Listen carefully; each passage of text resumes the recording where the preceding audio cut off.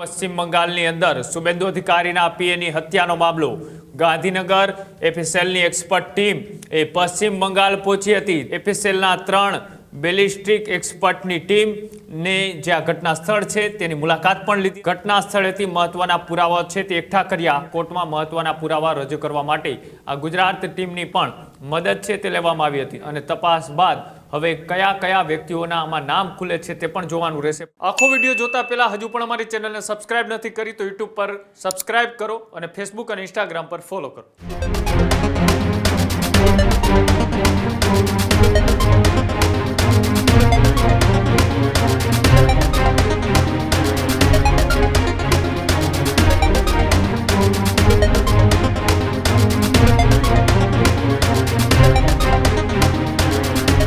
પશ્ચિમ બંગાળની અંદર શુભેન્દુ અધિકારીના પીએની હત્યાનો મામલો ગાંધીનગર એફએસએલની એક્સપર્ટ ટીમ પશ્ચિમ બંગાળ પહોંચી હતી। તપાસમાં ગાંધીનગર ફોરેન્સિક સાયન્સ લેબોરેટરીની પણ મદદ છે તે લેવામાં આવી। એફએસએલના 3 બેલિસ્ટિક એક્સપર્ટની ટીમ ને જે આ ઘટના સ્થળ છે તેની મુલાકાત પણ લીધી હતી અને પશ્ચિમ બંગાળમાં ઘટના સ્થળેથી મહત્વના પુરાવા છે તે એકઠા કર્યા અને કોર્ટમાં મહત્વના પુરાવા રજૂ કરવા માટે ગુજરાતની એફએસએલ ટીમની મદદ પશ્ચિમ બંગાળમાં જે શુભેન્દુ અધિકારીના પીએની હત્યા થઈ હતી તેમાં લેવામાં આવી છે। એટલે કે જે રીતના પશ્ચિમ બંગાળની અંદર રાજકીય તંગ અને રાજકીય માહોલ ગરમાયેલો હતો। ચૂંટણી પૂરી થયા બાદ પણ ઘર્ષણ અને હિંસાના દ્રશ્યો સામે આવ્યા હતા।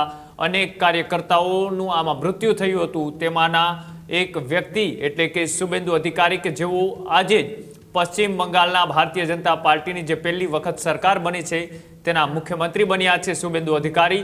અને શુભેન્દુ અધિકારીના પીએ ની હત્યા જે કરવામાં આવી હતી એ હત્યાને લઈ હવે ગુજરાતના ગાંધીનગરની એફએસએલની એક્સપર્ટ ટીમ પશ્ચિમ બંગાળ પહોંચી હતી। પશ્ચિમ બંગાળની અંદર આજે ઘટનાને અંજામ આપવામાં આવ્યો હતો। એ તમામ હત્યારાઓને શોધી કાઢવા માટે એ તાજવીજ છે તે પશ્ચિમ બંગાળ પોલીસ પણ કરી રહી છે। સાથે સાથે ગુજરાત એફએસએલની ટીમની પણ મદદ છે તે આમાં લેવામાં આવી હતી અને આ મદદથી અનેક એવા મહત્વના પુરાવાઓ છે તે ઘટના સ્થળે જઈ અને એકઠા કરવામાં આવ્યા હતા અને કોર્ટમાં મહત્વના પુરાવા રજૂ કરવા માટે આ ગુજરાત ટીમની પણ મદદ છે તે લેવામાં આવી હતી। શુભેન્દુ અધિકારી એ ખુદ બોલી ચૂક્યા છે કે જે પણ હત્યારાઓ હશે તેમને છોડવામાં નહીં આવે। આ જે નિમ્ન કક્ષાનું કૃત્ય જે પણ કોઈ વ્યક્તિએ કર્યું છે તેમની ધરપકડ અને તેમની કાયદેસરની કાર્યવાહી છે તે પણ કરવામાં આવશે। પણ આટલા દિવસ બાદ પણ હજી હત્યારાઓ કોણ છે, કઈ કારણોસર એ તેમના પીએની હત્યા કરી દેવામાં આવી હતી અને આનું કાવતરું એ કોણે રચ્યું હતું, આના તાર ક્યાં સુધી જોડાયેલા છે, ટીએમસી દ્વારા શું આ હત્યાને અંજામ આપવામાં આવ્યો હતો કે કેમ, આ તમામ વસ્તુઓની તપાસ અત્યારે અલગ અલગ એજન્સીઓ કરી રહી છે અને તેની વચ્ચે ગુજરાત એફએસએલ ટીમની પણ આમાં મદદ લેવામાં આવી છે। આ જે ટીમ છે તે પશ્ચિમ બંગાળ પહોંચી હતી।